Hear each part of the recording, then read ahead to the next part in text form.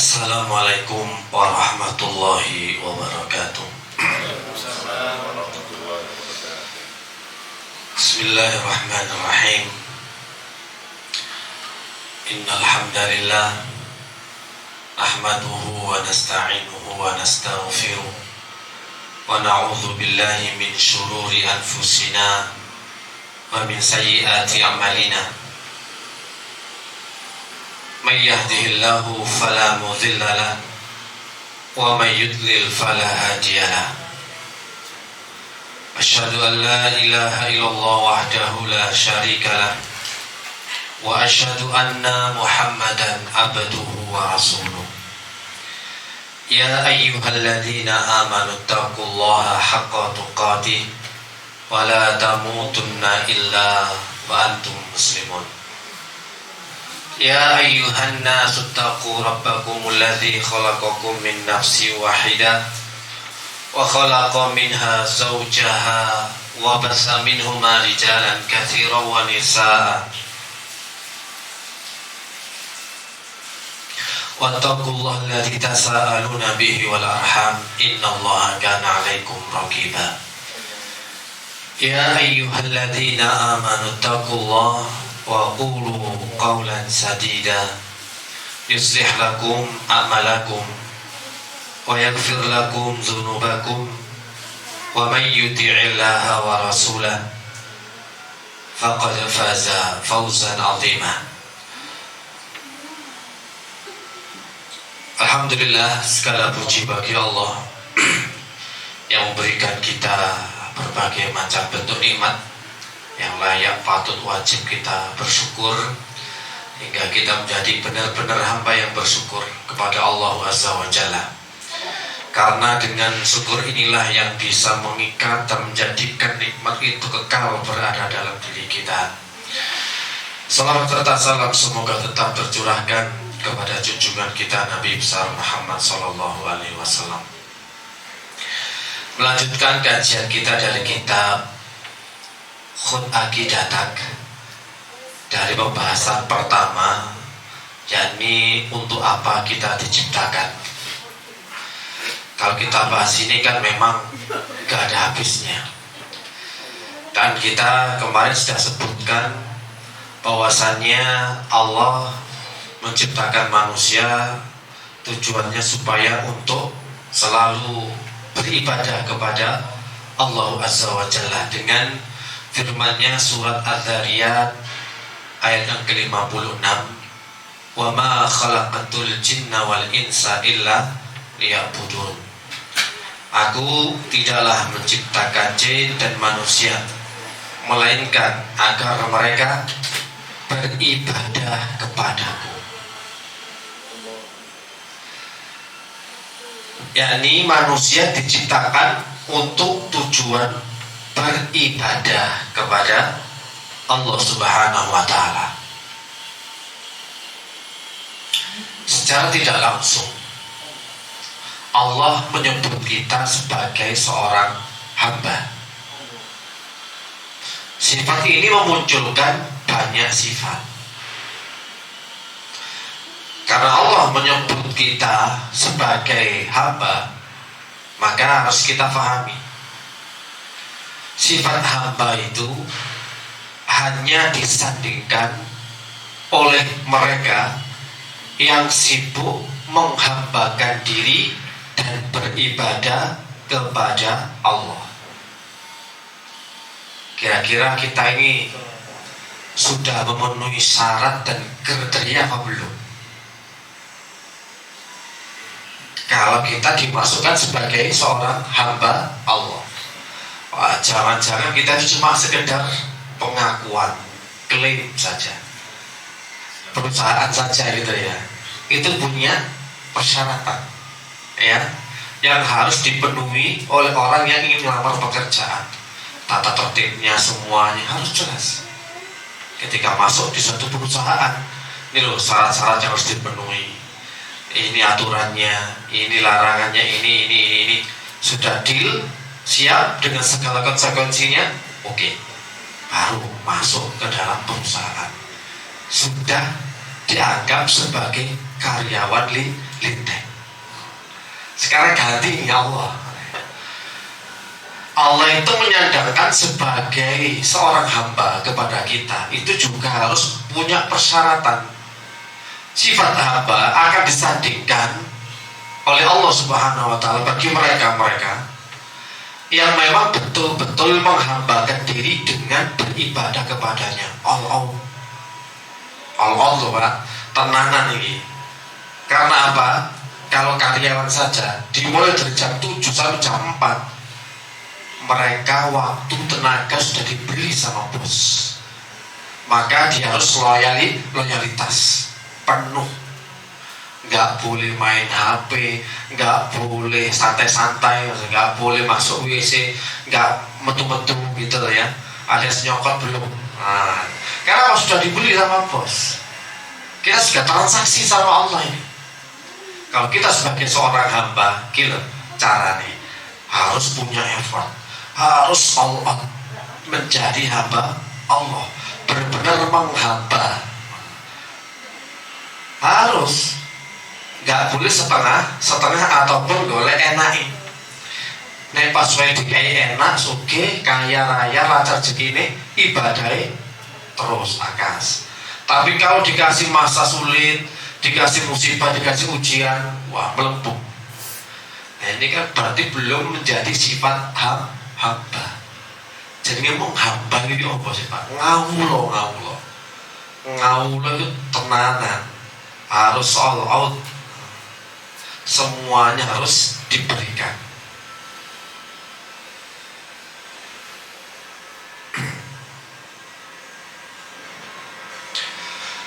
Kemudian kalau kita tahu sifat hamba itu harus benar-benar memaksimalkan segala bentuk ibadah kepada Allah, maka kita tahu tujuan untuk apa kita diciptakan. Ini kan Allah sudah menciptakan manusia untuk suatu tujuan yang sudah ditentukan, sudah jelas. Manusia diciptakan untuk beribadah dan tahu tujuan kenapa dia diciptakan. Dari sini, dari ayat ini ya, wa ma khalaqatul jinna wal insa illa liya'budun, baik jin ataupun manusia tidaklah diciptakan kecuali hanya tujuannya menghamba, ibadah. Dan berdasarkan tujuan ini, manusia juga terbagi menjadi dua golongan. Berdasarkan ini, tujuan ini yang manusia juga terbagi menjadi dua golongan. Yang pertama nih, golongan yang mengetahui hakikat kenapa mereka diciptakan. Golongan hanya sedikit, paham betul, mengetahui hakikat kenapa mereka diciptakan oleh Allah Subhanahu wa Ta'ala. Gak ada lagi kesibukannya kecuali memang harus menghamba. Ini tahu. Yang kedua nih ya, ini golongan orang yang disibukkan dengan sarana fasilitas, bukan menyibukkan diri dengan tujuan untuk apa dia diciptakan. Kalau golongan pertama paham, ngerti, makanya dia menghamba, tahu hakikatnya, dan jumlahnya cuma sedikit. Ingat, jumlahnya sedikit yang lulus sensor, yang lulus kualifikasi untuk menjadi hamba Allah yang benar-benar. Dan yang tipe kedua ini kebanyakan manusia sibuk dengan fasilitas dan sarana, lupa dengan tujuan. Nah, kita jelaskan ini. Kalau ini nggak salah paham, lebih itu Allah menciptakan manusia di dunia. Nah, Allah untuk memberikan kelancaran supaya beribadahnya semakin maksimal, Allah memberikan sarana, memberikan fasilitas. Nah, ditundukkanlah langit, ditundukkanlah bumi, ditundukkanlah lautan, semua untuk manusia. Mereka yang ada memiliki kedudukan, memiliki jabatan, memiliki kekayaan, Tapi mereka dengan sarana ini justru lalai, lupa dengan kewajiban sesungguhnya. Disibukkan mereka dengan cari dunia, cari dinar, cari dirham, lali. Ini memang fasilitas, ben lancar, ben jenengan itu bisa mudah untuk beribadah. Kalau dikasih kelebihan rezeki, kalau dikasih kaya, biar mudah ibadah untuk sedekah infak, untuk membantu kepentingan dakwah, untuk kepentingan fisabilillah. Ini kok malah ketika diluangkan, dilapangkan, diluaskan rezekinya, malah pelit, malah bakhil, emanen. Kerja soro-soro kok dikeno wong. Halal gawe.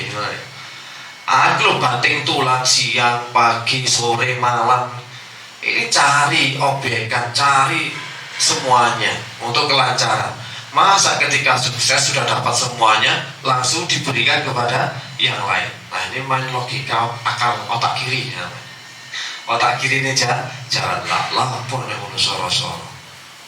Tiga ngomong santai-santai mau kenaan lah.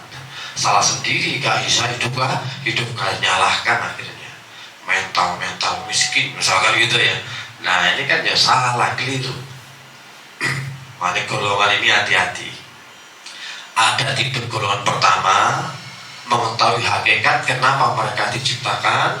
Golongan kedua, sibuk dengan sarana dan fasilitas. Nanti kita akan jelaskan. Nah, golongan yang pertama itu paham dengan kondisi mereka. Maka mereka akan mempersembahkan seluruh hidupnya, harta, jiwa, dan raga. Mereka sudah ambil janji setia. Inna sholati wa nusuki wa mahyaya wa mamati lillahi rabbil alamin. Sesungguhnya sholatku, seluruh ibadahku, hidupku dan matiku untuk siapa? Lillahi rabbil alamin. Diambil janji ini jenengan ini. Tenanan tay. Benar hidupnya untuk Allah, bukan untuk anak istri. Benar sholatnya untuk Allah, bukan untuk dia. Benar seluruh ibadahnya full untuk Allah. Ini dipertanyakan kita.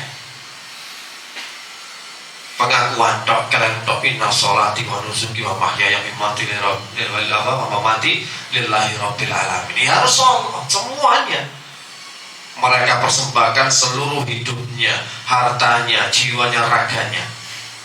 Gak hitungan. Lihat bagaimana orang-orang mukmin. Innallaha ashtara minal mu'minin. Sesungguhnya Allah membeli jiwanya orang mukmin. Allah dan mukmin ini kan mengadakan jual beli sebenarnya. Jual beli. Allah itu pembeli. Kita ini yang dibeli. Dengan harga apa? Surga. Langsung aja. Orang mukmin itu kita lagi jual beli sama Allah. Makanya ya ayyuhalladzina amanu hal adullukum ala tijaratin tunjikum min adzabin alim, dalam surat Shaf. Hai orang-orang yang beriman, mau enggak aku tunjukkan kepada kalian suatu perdagangan yang enggak akan pernah rugi, yang menyelamatkan kalian dari siksa api neraka. Ya ini perdagangan nih. Allah sebagai sang pembeli, kita yang punya barangnya. Barang dagangannya adalah jiwa raga kita. Nanti dibeli oleh Allah dengan berupa surga. Piye budal ora. Mukmin yo samina wa ata'na budal. Ketika ada seruan jihad, langsung berangkat. Enggak memperdulikan lagi namanya jiwa dan kehidupannya, karena memang untuk menegakkan kalimat tauhid la ilaha illallah. Benar-benar. Makanya ketika ada seorang sahabat kan tanya, ya Rasulullah, ketika perang, seandainya kalau saya ikut perang, kira-kira tempatku di mana? Kata Rasulullah, fil jannah, tempatmu di surga. Langsung dia lagi makan kurma, dilemparkan kurmanya, langsung pergi ke medan perang, lalu dia terbunuh, dia pun mendapatkan dudukan surga. Luar biasa perdagangan ini soalnya. Wih, jelas-jelas untung ini. Bagi para pembisnis, kalau tahu keuntungan di depan mata, ini surga, gak pikir panjang. Gak mikir anak, gak mikir bojo, gak mikir kerjaan, gak mikir dunia, gak mikir tanah, gak mikir aset. Bagi ada surat jihad budal. Kalau asetnya semakin banyak, gitu loh ya. Mati toh gak takut. Piye iki kok aku mati, bojoku dadi rondo. Piye iki padahal aku yo kompetitorku yo akeh. Nah iya, tiba-tiba diserojot aku budal. Wah sanone anakku jadi yatim. Mikir tuh, aku sudah punya aset, beli tanah, beli itu kau saya tinggalkan yang bagi waris siapa? Wah, banyaklah pikiran logika kita. Orang mukmin gak peduli. Pokoknya seruan Allah jihad budal. Ini mereka benar-benar menyerahkan seluruh jiwa raganya, hartanya, waktunya, tenaganya, pikirannya, semuanya. Jadi seluruh waktunya, baik pagi, siang, sore, malam, dan saat terjaga ataupun terlelap tertidur, semuanya itu untuk kepentingan Allah. Kira-kira ya apa? Wis iso enggak, masuk enggak kriteria kita menjadi hamba Allah? Dalam surat Al-Furqan makanya ada di akhir-akhir ayat namanya ibadur rahman, hamba Allah yang pengasih. Ono syarat-syarat ketentuannya. Wa ibadur rahmanil ladzina yamshuna 'alal ardi hauna wa idza khatabahumul jahiluna qalu salama. Itu panjang, Pak. Walladzina li rabbihim yabituna li rabbihim sujada wa qiyama. Jadi intinya orang-orang yang namanya diakui sebagai hamba Allah yang pengasih, siji, mereka itu berjalan di muka bumi, bergaul dengan manusia. Karakternya bukan introvert, karakternya bukan orang yang eksklusif, tapi mudah bergaul. Ini hamba Allah sing tenanan loh ya. Bukan orang yang mengisolasi diri, wis nang omahe aman tenang. Pokoknya aku gak nyenggol DE, aku gak nyenggol wong gak nyenggol aku. Islam lugu lah, lulu kue, oke jauh usah senggol-senggolan, senggol bacok. Iki aman. Bukan itu karakternya hamba Allah. Terus yang suna alal ardi hauna, bergaul tapi memiliki karakter tawadhu, rendah hati. Iki lo kriteria lo Pak ya. Terus piye maneh? Wa idza khatabahumul jahiluna qalu salama. Kalau ada orang-orang yang menyakiti dia, menghina dia, ngomong yang gak enak-enak, dia tetap qalu salama, mengucapkan perkataan yang selamat dari hal itu. Lalu apalagi cirinya? Mereka itu sudah siap bermalam untuk melakukan tahajud, sholat malam qiyamul lail. Apalagi banyak ada di surat Al-Furqan ya. Jangan lihat bagaimana kriteria-kriterianya, suka sedekah, suka amal. Wah, kok apa ini tadi kriteria hamba Allah ibadur rahman lah iya. Sama mesti tuku ya Pak, mesti kayak fasilitas sak menike, dikai sehat, dikai kesempatan, dikai jantung, dikai motor, dikai matahari, dikai bulan, dan dikai sembarangan loh Pak. Tapi ibadah belum 5 menit, 10 menit, itu udah sholat dong. Ngaji gedene sak jam, luwih titik mulet-mulet. Wis sering ngantuk, sopo ini, wis bokong yang panas, wis golek sendepelan lah ngono to Pak. Kan Dani gak percaya. Lah iya, golek sing sewante tenang, asine wis adem ngono. Golek sendepelan enak wis. Iki mendukung ya sampai liar. Ini ki hambane Allah sing jos yo niki. Iya itu hamba Allah sing luar biasa. Kriterianya ku apa?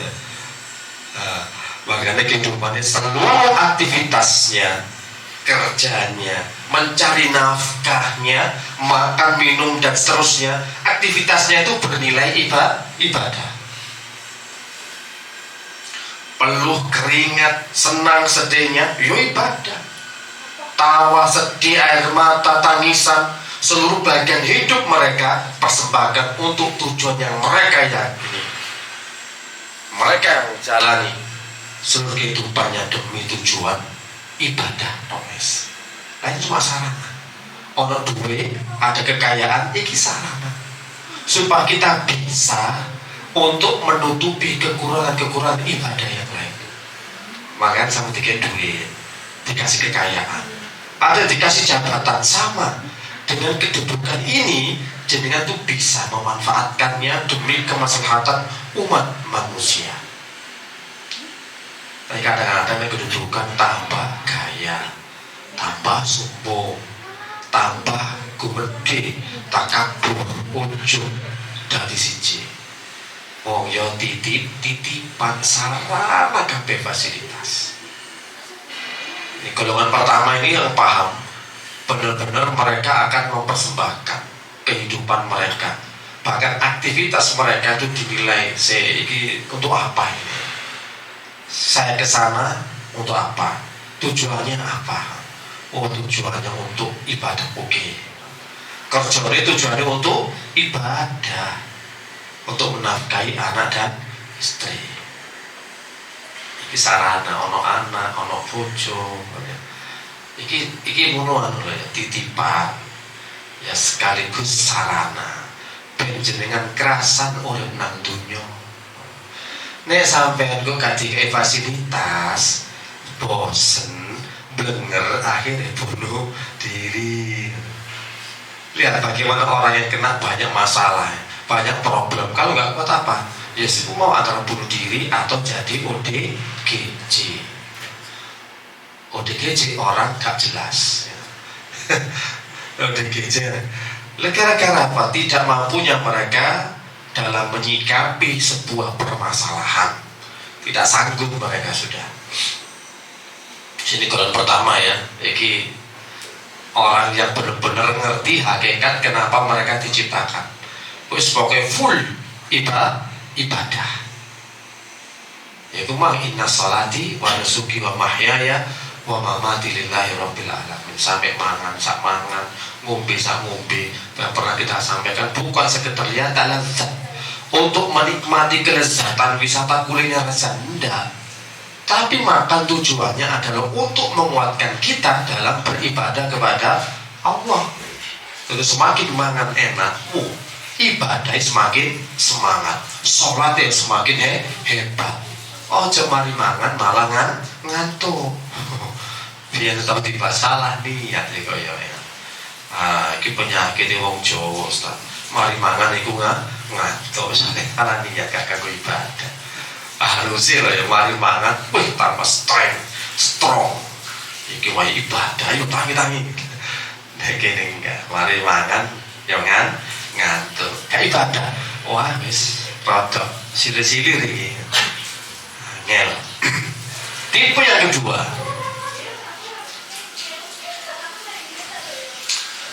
Ini tipe orang yang disibukkan, sebagian besar manusia yang beribadah, yang menyembah, tapi sibuk dengan sarana dan fasilitas. Ya ibadah ya, tapi kayak penggugur kewajiban.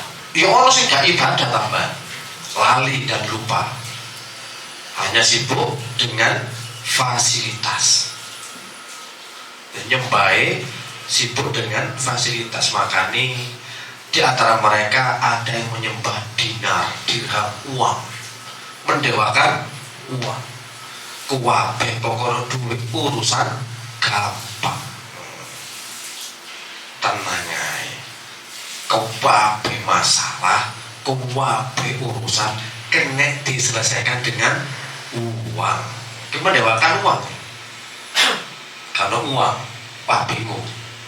Ya memang uang itu bukan segala-galanya memang, tapi uang juga penting. Dan bukan berarti segalanya harus dengan uang. Di antara mereka sini menyembah ikan apa ya? Koyok gandrung. Jadi koyok wis uripe iki untuk uang dan uang. Semua harus tadi duit. Mulai kampung, pulang kampung misalkan ya setahun sekali pas lebaran, sih dipikir opo kira-kira sih tadi duit nang kampung gue. Iki ono pari, ono endok, ono peternakan ayam, apa tak ono jerami, ono apa sih dipikir itu tadi duit kami pokoknya. Apa kira jajan nang kampung ki sing iso viral nang kota Surabaya. Mental duit. Lu mau nang di sini delok. Ya gue mau Pak. Prospek kena kayak besar bisnis. Oh no ae. Nang Jogja wapak piya iki koyo nang Solo ono Srempe. Engko nang Banyuwangi iki opo wae wis terkenal. Terus ae. Karena sudah termindset untuk selalu bisnis atau uang. Segala sesuatu itu harus jadi uang. Nah, itu bukan nyembah dina, nyembah uang. Ini fasilitas. Sama ini kucek gak bos. Ada pula orang yang menyembah bangunan dan istana. Tadinya duit aset itu tambah senang. Orang duit aset, orang duit tadi aset. Tanahnya sak pirang-pirang. Juga akan tanah sultan tanah ya ono sing perumahan ya ono villa ya ono pokoknya aset kok sing jadi bangunan dari istana sawangan pokoknya. Nah, ini kan menyembah bangunan dan istana, lupa akan tujuan dia diciptakan. Koleksi ono sing nyembah sepeda itu koleksi sepeda terus ono sepeda motor, sepeda BMX, kalau sepeda macam-macam. Sing delok seri ini keluaran ini beto-beto lah. Jenis senang koleksi. Ada yang menyembah kedudukan dan jabatan. Ya apa caranya kedudukan gue nambah terus. Kedudukan gue tambah naik. Sampai nanti saya bisa menjadi seorang direktur. Sikut kanan, sikut kiri. Namanya orang pengen jabatan. Emang gak kepintar kedudukan jabatan cari sopo. Pesta rakyat itu terus ketok lah ya, pesta rakyat saya apa enak seneng saking sampai gak ada kesempatan murah kesempatan kan ya enak, lemah teles dari orang Jawa, lemah teles nyambut kayak kasoro tapi koyo ngono Pak. Sepada itu mau Pak, jenenge jadi hamba itu kari mikir. Iki fasilitas kuwabe iki kan yo kanggo supaya kita lebih lancar, lebih mudah untuk menghamba dan beribadah kepada Allah. Itu gale mau jenengan itu PNS bumi. PNS negara. Kan yo asline negara bayar jenengan itu kan kualitas kerjanya tambah api. Jadi kayak fasilitas Pak, mobil dinas. Itu fasilitas ini.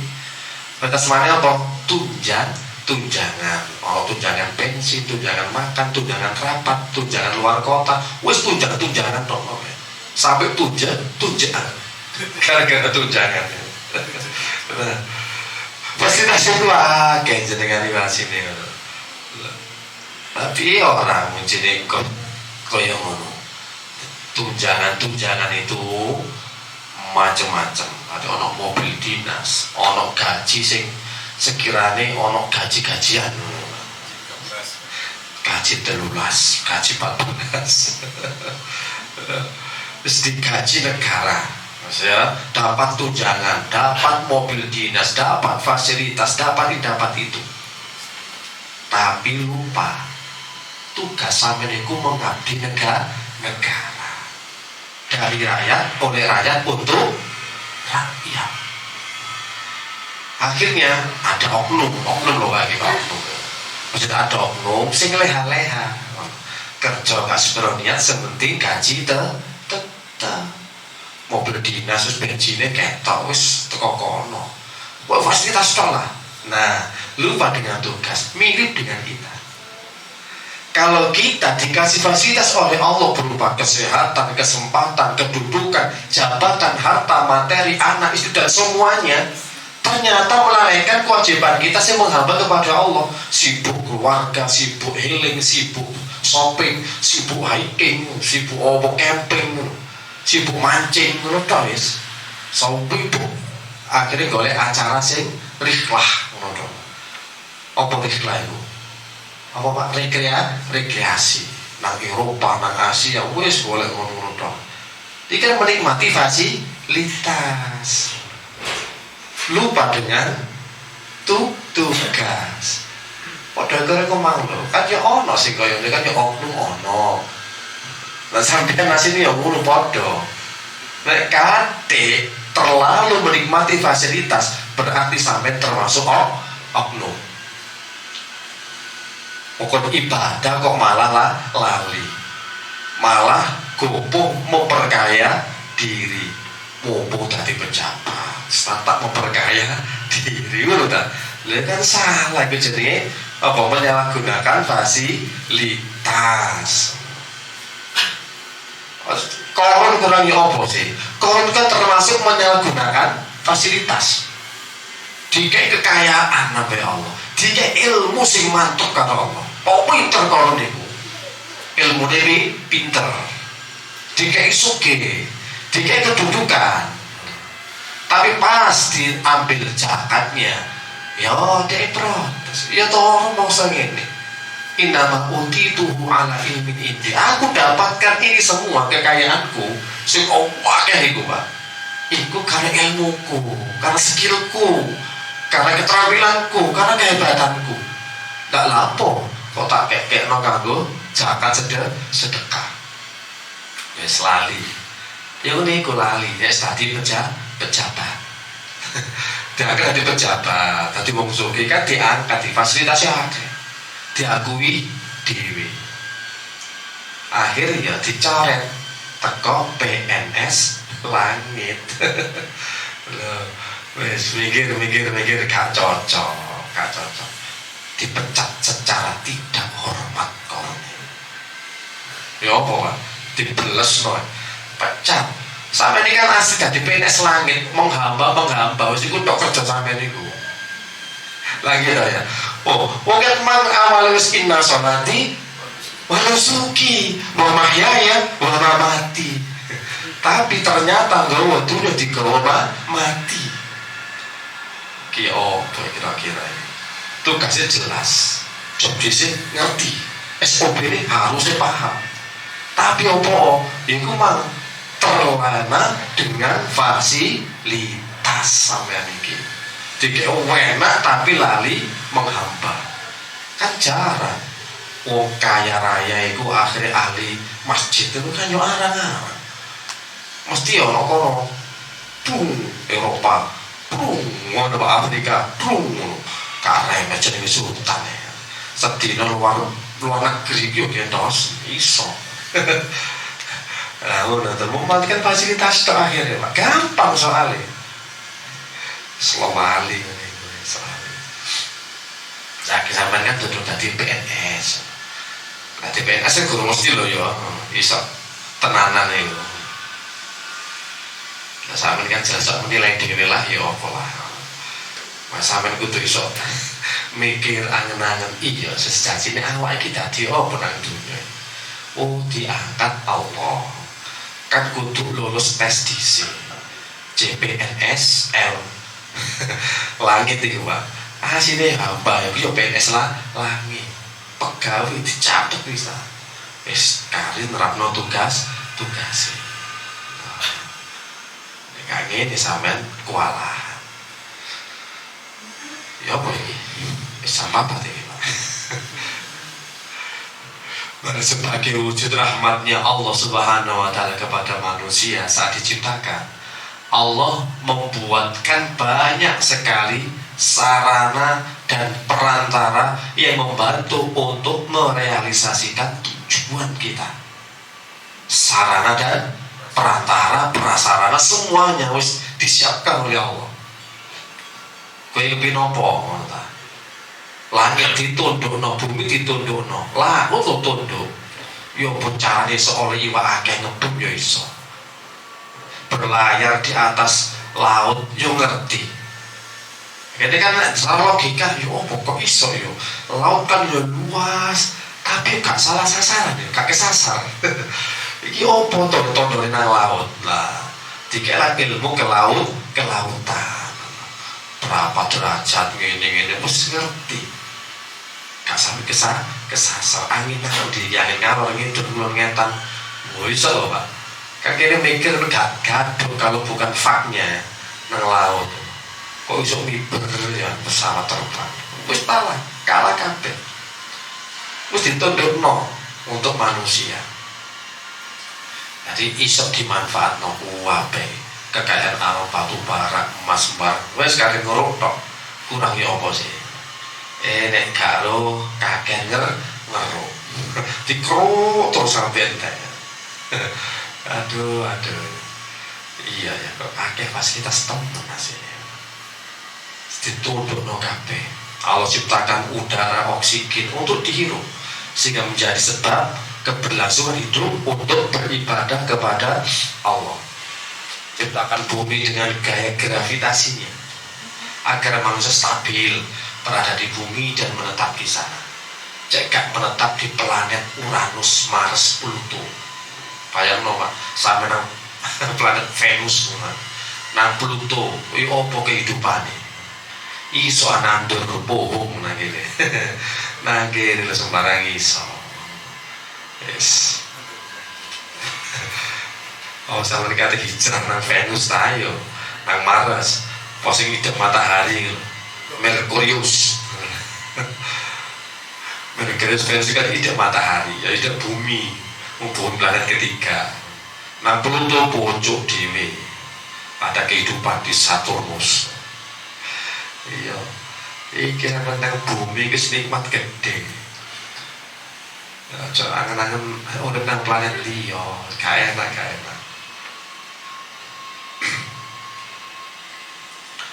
Iki wis kabeh iki ya diciptakan seperti hewan-hewan. Ya untuk dikendarai, ya untuk diminum susunya, ya untuk dimakan dagingnya, menjadi sebab keberlangsungan hidup dan beribadah kepada Allah. Ya ono ayam, ya ono iwak, ya ono telur, ya ono sembarang kabeh. Ditundukno kabeh lho. Sampai pakai sok bisnis dengan ikan itu, dengan telur, dengan ayam. Bob Sadino yang suksesnya gara-gara jadi petelur. Orang ya apa? Berarti kan terus dikit ilmu, nah ilmu itu ngasih itu Allah. Tapi gara-gara menungso koyok diakui dewi. Koyok itu hasil dewi. Wes ya apa? Untuk fasilitas kok diakui dewi. Iku mobil gini, suka mobilku ini. Sing ngerti kan lho apa mobil dewi kan gak iso. Sama aja kecerdasan yang dititipkan Allah kepada kita itu fasilitas kok malah diakui dewi. Pantas apa orang? Ya mana pantas.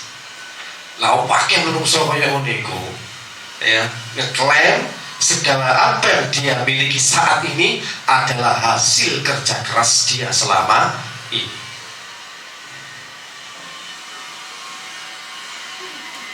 Usaha tidak mengkhianati hasil.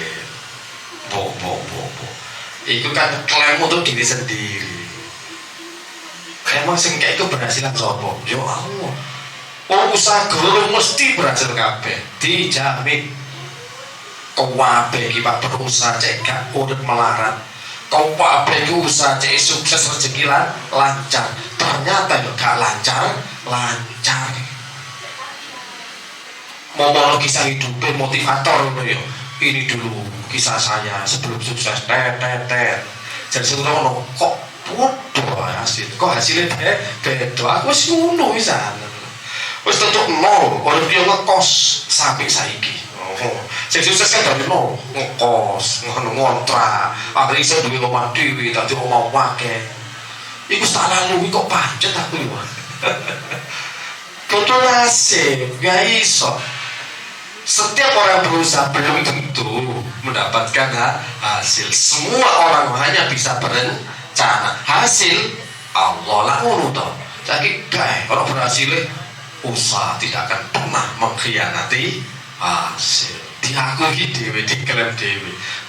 Hasilnya Allah bilang untuk jodoh nih Pak. Mekitikmu itu, ngono ya, melete. Mau kok udah wakil disowan itu kok koron gak apa sampean. Mana aja nanti mungkin tidak dimong Pak. Iso pinter tongwi di unas minta statement sing koyok yo. Statement ini harus mendunia. Itu perlu dibantah dan diluruskan. Ahli tauhid, PNS langit kau oleh bagaimana? Ini semua fasilitas teko Allah lah kok diakui kau wae. Tahu ni Pak Tahu bos campak Pak. Kapan-kapan dilanjut lagi Pak ya. Semoga bisa bermanfaat. Subhanakallahumma wa bihamdika, asyhadu an la ilaha illa anta, astaghfiruka wa atubu ilaik. Assalamualaikum warahmatullahi wabarakatuh.